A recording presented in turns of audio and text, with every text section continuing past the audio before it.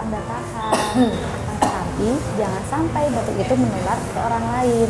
Nah, ketika batuk, maka Anda harus melakukan langkah seperti ini.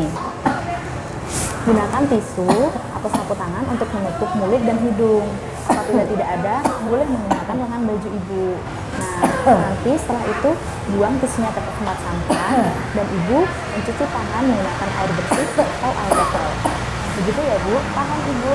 Permisi.